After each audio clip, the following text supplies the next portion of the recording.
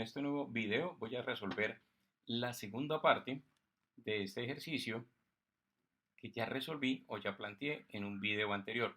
Entonces, aquí en la parte de arriba a la derecha pueden ver el enlace en la cual resuelvo este ejercicio.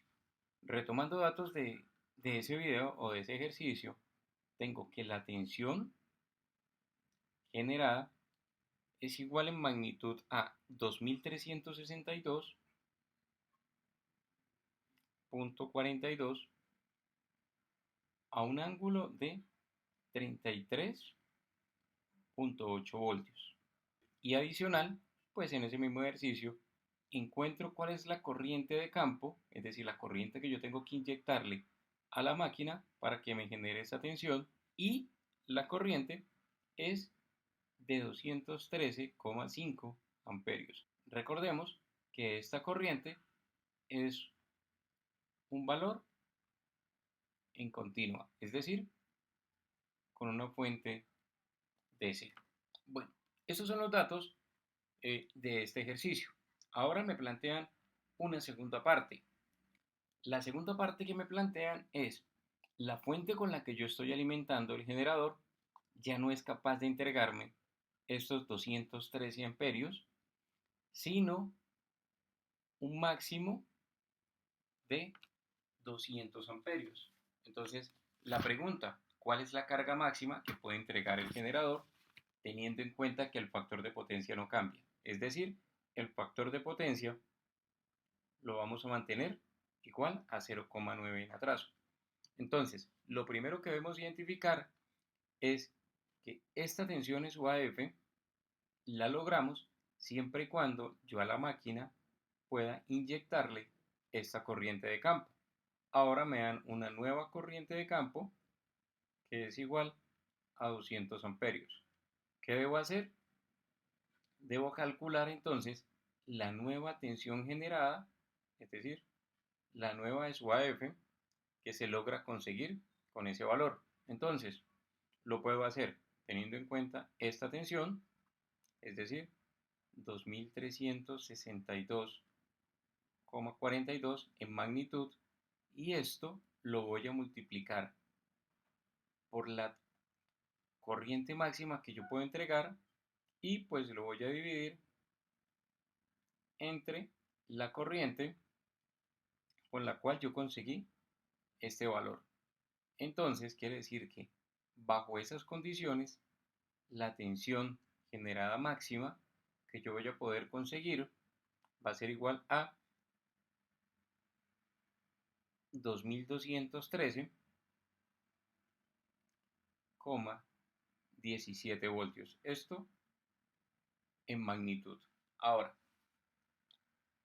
al caer esta tensión generada, pues mi ecuación principal de un generador síncrono, la cual me dice que visto como generador, que la V sub A o la tensión en terminales es igual a la de sub AF menos la I sub A multiplicado por RA más J XS. Esta es la ecuación principal.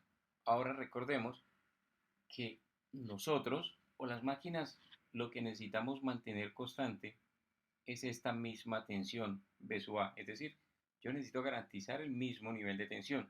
Entonces, si la E sub AF disminuyó, la única forma de seguir manteniendo la V en terminales, la misma tensión que me están dando acá en el enunciado, es hacer que esta I de carga disminuya. Entonces la pregunta es ¿en cuánto disminuye? Yo puedo plantear mi ecuación y mi ecuación sería la tensión en terminales no la voy a disminuir y sería 2300 sobre raíz de 3 porque es tensión de fase y no de línea. La ponemos en un ángulo cero, esto debe ser igual a la tensión generada. La tensión generada es 2213,17. Ojo, el ángulo, si me va a cambiar, lo voy a llamar un ángulo delta, menos la I sub A, que no la conozco, pero sí sé que la I sub A está a un ángulo de ¿cuánto? De menos 0,9 en atraso. Es decir, ese ángulo es de menos 25,84 grados. Aquí tenemos una ventaja, solamente la vamos a multiplicar por J, XS, y XS es 7,75. Si observamos, o si ustedes observan, tengo una ecuación con dos incógnitas y la mejor forma de poder resolver esta ecuación es utilizando un diagrama fasorial. Entonces, mi diagrama fasorial, ¿qué me dice? Este vector que estoy dibujando acá va a ser B sub A. Es decir, este valor va a ser 2300 sobre raíz de 3 horizontal porque el ángulo de fase es 0. Ahora, voy a dibujar acá temporalmente una línea punteada y esta línea haría referencia a la I sub A con el ángulo que yo ya conozco, porque no variamos el ángulo del factor de potencia. Entonces, voy a dibujar un nuevo vector y este vector va a ser la multiplicación de I sub A por JXS, es decir, este vector estaría a 90 grados de la corriente.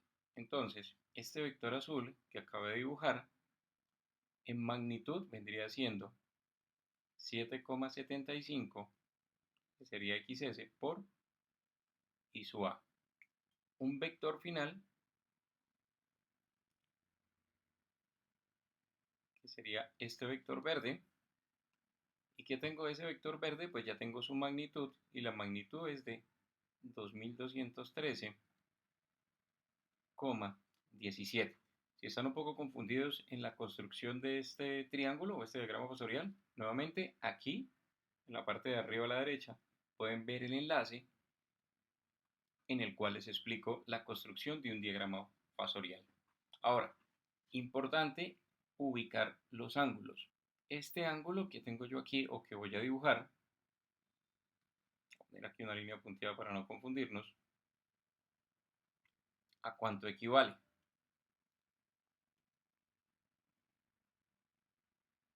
Este ángulo de acá.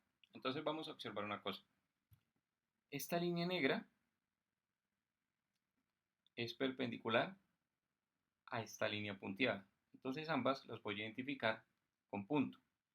Esta línea de la corriente, que lo voy a marcar con una X, es perpendicular a esta línea, que también lo voy a marcar con esta X. ¿Qué quiere decir eso? Entre punto y cruz tengo este ángulo, que este ángulo es de 25,84, es el ángulo que está entre punto y cruz. Por ende, en este sector, también entre punto y cruz, voy a obtener el mismo ángulo. Es decir, aquí, este ángulo mide 25,84. Ahora, voy a trazar otra línea, sería esta, para poder ubicar este ángulo acá. Entonces, tenemos ángulos alternos externos, quiere decir que este ángulo de acá también mide ¿cuánto? 25,84. Más este ángulo perpendicular, este ángulo de 90 grados, entonces yo puedo saber cuánto mide todo este ángulo del triángulo y ese ángulo va a medir 115,84 grados. Es decir, es sumarle a 90 los 25,84 grados. Ahora, ¿por qué construyo esto? Porque la solución va a ser muy sencilla utilizando eh, ley de senos o ley de cosenos. Este ángulo de acá no lo conozco, lo voy a llamar alfa. Este ángulo de acá tampoco lo conozco, lo voy a llamar teta. Y voy a terminar o voy a resolver este triángulo. Eh, Empezamos. Entonces, este lado sobre el seno de ese ángulo, es decir, 2213,17 sobre el seno de 115,84,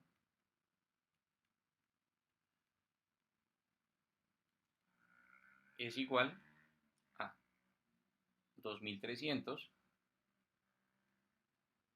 sobre raíz de 3 sobre el seno del ángulo opuesto, que sería el ángulo teta. Entonces, despejando de esta ecuación, voy a obtener que el valor de teta es igual a 32.68 grados. Recordemos, la suma de los ángulos internos de un triángulo vale 180 grados, por ende alfa va a ser igual a 31,47. Entonces, estos valores los pueden comprobar ustedes haciendo una suma muy sencilla.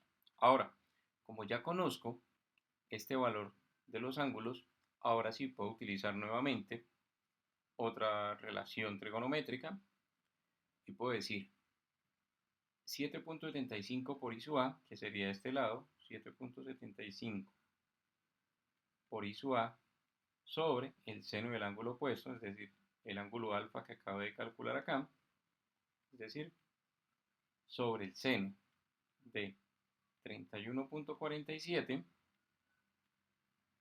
debe ser igual a 2213,17, que es este lado de acá, sobre el seno del ángulo opuesto, es decir, sobre seno de 115,84.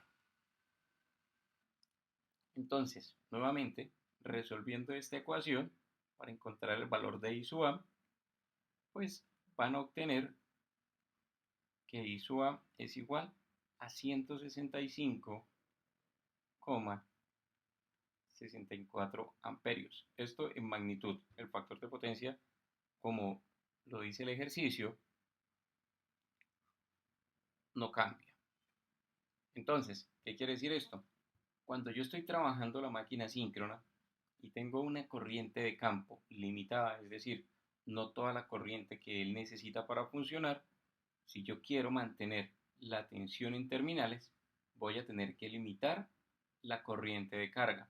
Entonces, este ejercicio, ustedes pueden calcular la corriente, o si no, pues en la solución, como les decía, iniciando el ejercicio, tengo este ejercicio resuelto en otro video, pues la corriente que se entrega en este caso es igual a 188,27 amperios. Esta es la corriente o la carga total que yo puedo entregar.